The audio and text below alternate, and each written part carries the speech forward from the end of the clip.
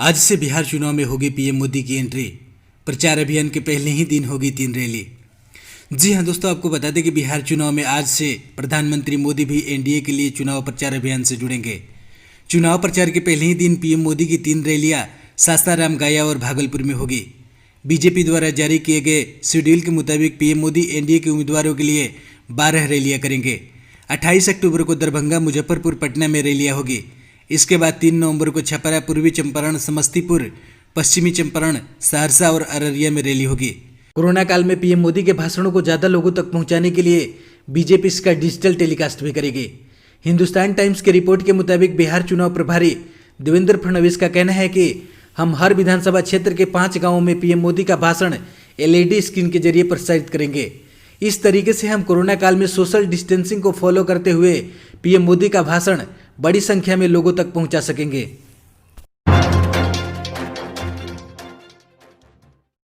रैलियों में जनसैलाब को लेकर तेजस्वी ने कहा, चुनाव आयोग को पहले ही सतर्क किया था कि वोटरों को बीमा कराई जाए।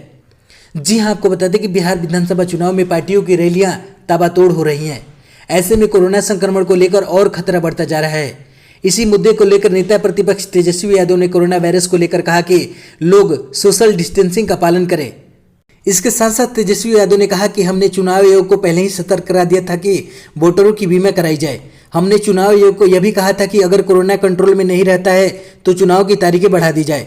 साथ ही अपनी सभाओं में हो रही भीड़ पर तेजस्वी यादव ने कहा कि हम किसी को भी सभा में आने से रोक नहीं सकते हैं, लोगों का मन है तो आ रहे हैं। यह जनसैलाब स्पष्ट बता रहा है कि बदलाव होने जा रहा है।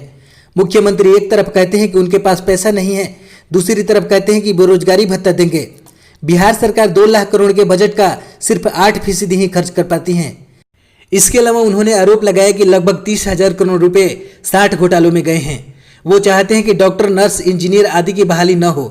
तेजस्वी यादव ने अपनी सभाओं में उमड़ी भीड़ की तस्वीरें और वीडियो सोशल मीडिया पर शेयर किए। भीड़ को देखकर गदगद आरजेडी नेताओं का कहना है कि पार्टी की रैली चाहे सुबह हो या शाम हो या दोपहर हो, रैली चाहे बिहार के किसी भी इलाके में हो, तेजस्वी को सुनने के लिए बड़ी संख्या में लोग आ रहे हैं।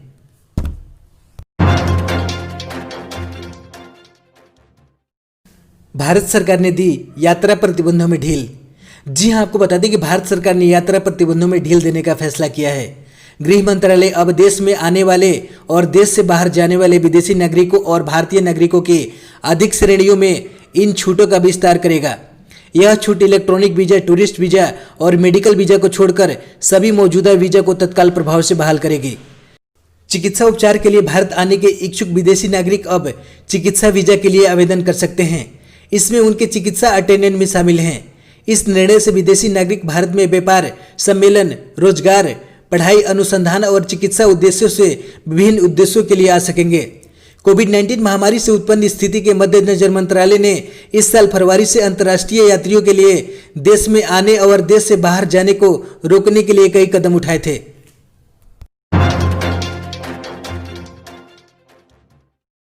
कालाबाजारी के कारण बढ़ रहे प्याज के दाम, किसानों को नहीं हो रहा है कोई फायदा। जी हां, आपको बता दें कि देश में प्याज के एक्सपोर्ट पर पाबंदी है और इंपोर्ट चालू है। इसके बावजूद प्याज की कीमतें आसमान छूने में लगी हैं। रिटेल मार्केट में प्याज की कीमत 100 रुपये किलो पर पहुंच गई है। मुंबई और उसके आसपास में प्याज सप्लाई करने वाली एमएसपी मार्केट में प्याज 75 से 80 रुपये किलो तक पहुंच गई हैं। जानकार कहते हैं कि बारिश से फसल का थोड़ा नुकसान हुआ है, लेकिन लॉकडाउन में किसानों से व्यापारियों ने प्याज खरीद लिया और अब कालाबाजारी कर रहे हैं। देश में नवरात्रि का त्यौहार चल रहा है। बहुत से लोग इस समय प्याज और लहसुन नहीं खाते हैं। होटल भी ठीक से नहीं खुले हैं, यानी प्याज की खपत कम है। प्याज उत्पादक राज्यों में भारी बारिश के चलते 50% फसल खराब हो गई। त्योहारी सीजन में प्याज की कीमतें रिटेल में 100 रुपये के पार पहुंच चुके हैं।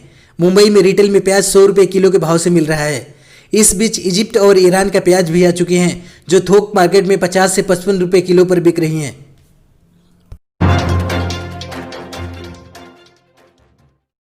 मास्क पहनने में की लापरवाही तो हो सकता है फेफड़ों पर डबल अटैक।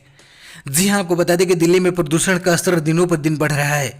राजधानी में पार्टिकुलेटेड मैटर की मात्रा बढ़ने से हवा की गुणवत्ता और भी खराब हो रही है। इस वजह से हवा में सांस लेना और भी मुश्किल हो रहा है।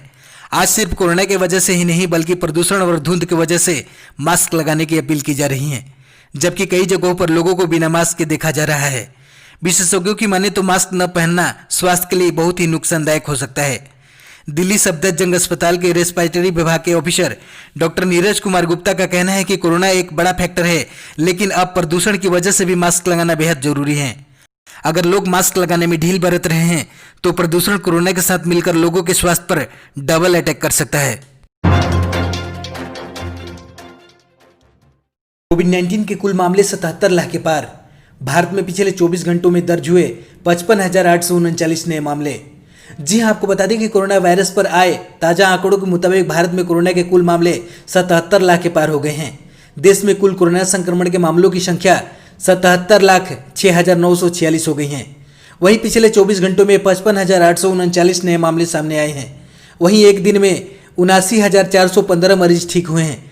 अगर मौतों के आंकड़े पर नजर डालें तो एक दिन में कोरोना से 702 लोगों की मौत हुई है।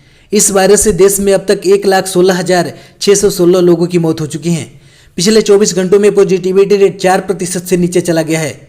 देश में कोरोना रिकवरी रेट फिलहाल 89.19% चल रहा है।